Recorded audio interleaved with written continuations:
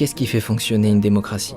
Une démocratie repose sur le choix intelligent et rationnel de l'électeur individuel, en fonction de ce qu'il considère comme son intérêt éclairé. La démocratie, par exemple, c'est l'une des plus grandes arnaques de tous les temps. Le sens de ce mot a été complètement détourné et les gens croient à cette mascarade. Dites-moi en quoi il est démocratique de remettre son destin entre les mains d'une personne qui te dit qu'elle en sait mieux que toi et qu'elle s'occupera mieux que toi de ton propre destin. En quoi est-ce que cela est démocratique ?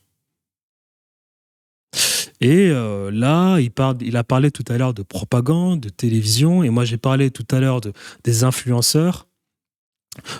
L'Église catholique, c'est les influenceurs, tu vois.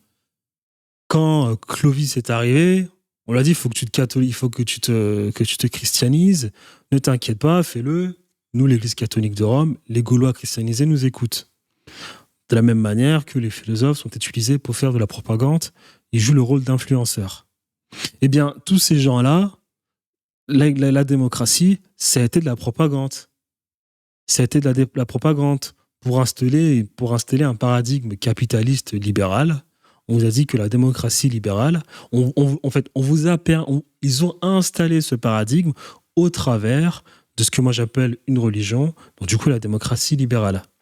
Qu'est-ce qu'une religion à mes yeux ? Une religion, c'est quoi ? C'est quelqu'un qui va venir avec de jolis idéaux, quelqu'un qui va venir avec des idées pas mal pour essayer d'améliorer la vie d'un groupe, d'une population sur un territoire. Le pouvoir en place va estimer que cette personne est dangereuse parce que cela va à l'encontre de son autorité. Et du coup, il va tout faire pour tuer cette personne. Moi, je suis en train de t'expliquer le processus de la religion. Du coup, d'ailleurs, cette personne va être tuée, mais va être éliminée par le pouvoir en place, mais il y a toujours des séquelles. Les séquelles, c'est les populations qui ont encore en tête ces dogmes cette pensée avant-gardiste qui a été promue par cette personne. Quand je dis promue, c'est pas forcément le bon mot. Parce que cette personne de base n'a peut-être pas pensé à faire de la propagande et à en faire de la promotion. D'ailleurs, qu'est-ce qui se passe ? Tu as le gouvernement qui se rend compte que les plus démunis, eh bien, les idées de cette personne existent toujours au travers de la mémoire des plus démunis. Et là, ça devient dangereux. Ou bien, tu as des personnes qui, elles, convoitent l'autorité et le pouvoir et qui vont trouver le moyen de se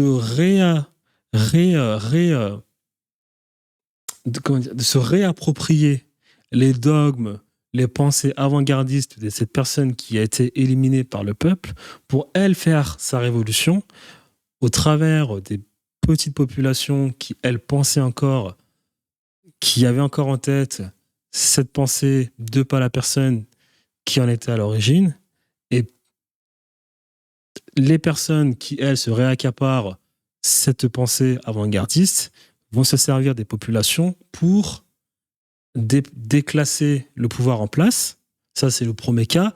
Ou bien le pouvoir en place, lui, va se servir de ces pensées avant-gardistes au final pour se mettre en cohésion avec les populations qui ont la majorité du nombre pour essayer de mieux les contrôler, pour essayer de garder une forme d'unité et lui, d'ailleurs, sa légitimité. Tout ça, c'est un processus que moi, j'appelle la religion.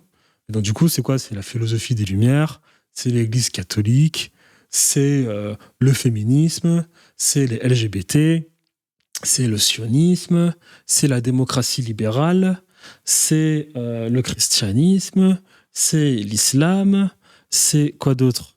C'est l'économie, c'est la science, parce que maintenant, tu as toujours des personnes qui te disent source. C'est tout ça, la religion. Voilà. Donc, c'est de base des idées qui n'ont jamais été vérifiées, qui vont à l'encontre d'un pouvoir, soit le pouvoir se réapproprie ces idées pour s'en servir comme arme sociale. Donc du coup, toujours soumettre psychologiquement parlant une population, soit ces idées vont être reprises par un pouvoir qui convoite de pouvoir en place pour se servir de la population qui, elle, croit en ses idées et faire révolution pour prendre le pouvoir en place, pour prendre la place du pouvoir en place. C'est ça une religion. Le libre-échange est une religion. Le communisme est une religion. Quand tu regardes les écrits de Karl Marx, le léninisme est une religion. La philosophie est une religion. Tout ça, ce sont des religions. Et la démocratie que cette personne est en train de le décrire, c'est pareil, c'est une religion. Ce sont des religions.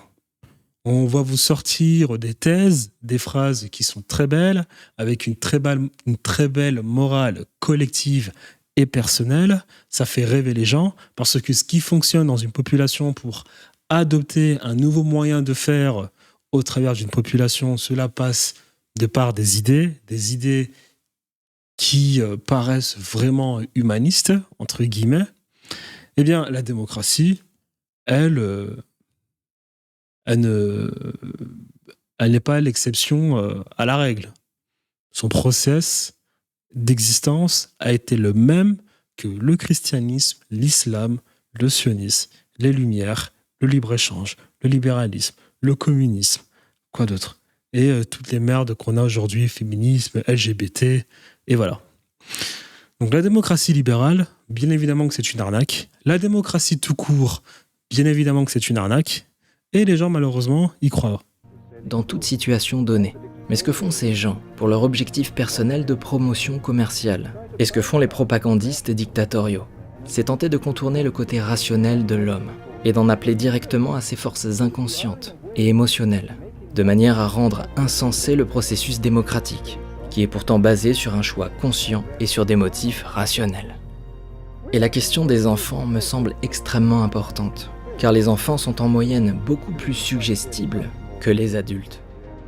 Voilà, posez-vous la question de pourquoi, aujourd'hui, de nos jours, il est obligatoire que les enfants aillent à l'école. Durant la monarchie de Juillet, en 1833, on a fait en sorte de plus alphabétiser les gens. Je pense qu'à cette époque, 40% des femmes étaient alphabétisées et 60% des hommes. On est passé à près de 80%, je crois. Il était important d'alphabétiser les gens pour que ces personnes soient moins dans la démarche de faire des révolutions. Pourquoi ? Quand la France perd la guerre en 1870, les enfants qui allaient à l'école, on les apprenait à haïr les Allemands. Il s'est passé exactement la même chose lorsque les Allemands perdent la guerre face aux Français en 1914. Les Allemands, on leur apprend à haïr les Français. Voilà. C'est comme on vous dit que la Révolution française était quelque chose de nécessaire et que les rois étaient méchants. Tout est mensonge. Tout est mensonge. Donc, société déshumanisée, moi j'ai envie de te dire, le mot d'ordre à retenir de tout ce paradigme, c'est les vainqueurs écrivent l'histoire et que les plus forts sont là pour imposer leur paradigme. C'est tout. C'est tout. Mais bien évidemment que tout a une fin. Qu'ils imposent leur paradigme, mais leur paradigme, un jour, il aura bien une fin.